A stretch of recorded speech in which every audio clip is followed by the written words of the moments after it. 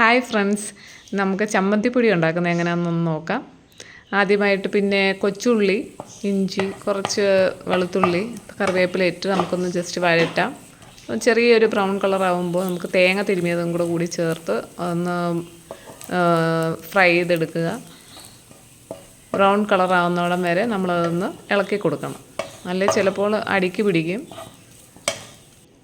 കരിയരുത്. ഒരു brown colour ആവുന്നതിടം വരെ നമ്മളൊന്ന് പതുക്കെ ഇടയ്ക്കിടയ്ക്ക് ഇളക്കി കൊടുത്തുകൊണ്ടിരിക്കണം. അല്ലെങ്കിൽ അത് കരിയാനുള്ള ഒരു ചാൻസ് ഉണ്ട്. ഇടയ്ക്കിടയ്ക്ക് ഇങ്ങനെ ഇളക്കി കൊടുക്കുക.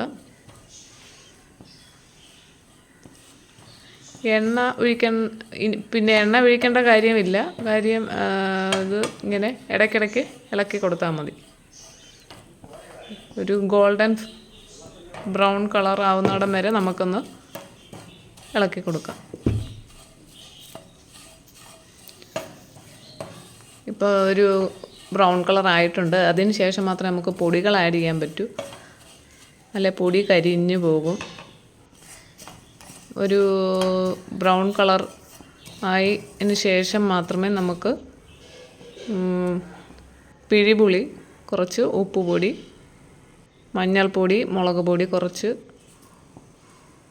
കുരുമുളക് പൊടി, ഉലുവ എല്ലാം ചേർത്തൊന്ന് ഇളക്കുക.